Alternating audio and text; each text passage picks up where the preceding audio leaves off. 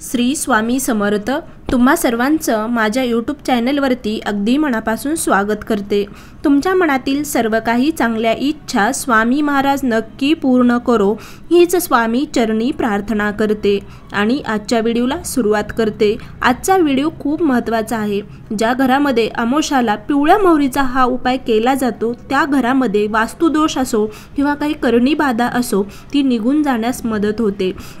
तसं पाहिलं तर पिवळ्या मोहरीला अत्यंत महत्त्व आहे, पण तांत्रिक उपाय सुद्धा या पिवळ्या मोहरीनंच केले जातात। त्याचबरोबर पिवळ्या मोहरीचा उपयोग होम हवन करण्यासाठी सुद्धा केला जातो, पण आपल्याला या तांत्रिक जी पिवळी मोहरी आहे त्याचा उपाय आपल्याला कोणाचंही म्हणजे लोकांचं वाईट करण्यासाठी वापरायची नाही, तर आपल्या घरामधला जे काही वास्तुदोष आहे, नकारात्मकता आहे ते बाहेर जाण्यासाठी आपल्याला दर अमावस्याला किंवा अमावस्याच्या दिवशी ह्या पिवळ्या मोहरीचा एक उपाय करायचा आहे, जेणेकरून आपल्या घरामध्ये जी काही नकारात्मकता साचून राहिलेली आहे ती बाहेर जाण्यास आपल्याला मदत होईल।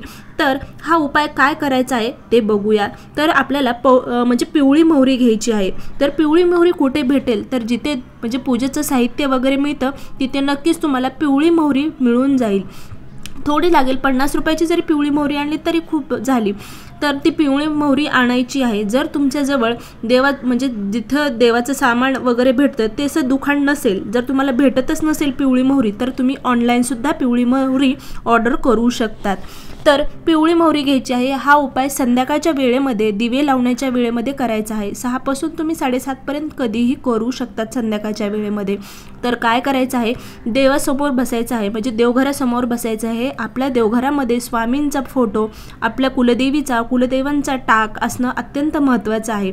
जरी तुम्ही हॉलमध्ये बसलात तरी पण आपल्या समोर स्वामींचा फोटो असणं अत्यंत महत्त्वाचं आहे। फक्त बेडवर बसून किंवा सोफ्यावर बसून हा उपाय करायचा नाही।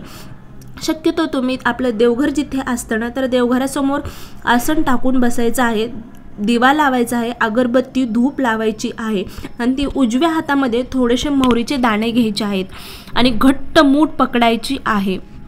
त्यानंतर आपल्याला काय करायचं आहे, जे काही आपल्याला वाटते इच्छा आहे असं ते हातामध्ये म्हणजे पिवळ्या मोहरी जी घेतलेली आहे उजव्या हातामध्ये आणि घट्ट मूठ पकडली आहे त्यावेळेस आपल्याला बोलायचं आहे स्वामी समर्थ महाराजांना।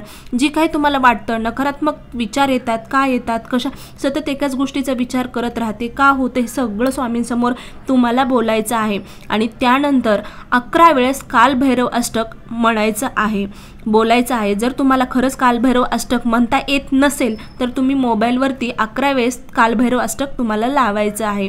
कालभैरव अष्टक जर तुम्ही बोललात तर नक्कीच तुमच्या भोवती एक कवच निर्माण होणार आहे। तुम्हाला माहिती आहे की कालभैरव अष्टक हे जे देव आहेत ते आपल्या भोवती एक कवच निर्माण करतात, म्हणजे जे काही शत्रूची करणी बाधाची असो किंवा वाईट दोष असो, नजर दोष असो ते आपल्या भोवती येऊ देत नाहीत। म्हणून आपल्याला कालभैरव अष्टक म्हणायचं आहे, ते आपल्याला नित्यसेवेमध्ये आहे। तर 11 वेळेस तुम्हाला कालभैरव अष्टक म्हणायचं आहे आणि त्यानंतर म्हणून झाल्यानंतर तुम्हाला जे काही तुमच्या मनामध्ये सकारात्मकता येईल तेवढं सकारात्मक विचार तुम्हाला बोलायचे आहेत आणि त्यानंतर तुम्हाला स्वामी महाराजांचं दर्शन घ्यायचं आहे आणि ती जी मुठीमध्ये बांधलेली पिवळे मोहरे आहेत ते एका डस्टबिनमध्ये बाहेर टाकून द्यायचे आहेत।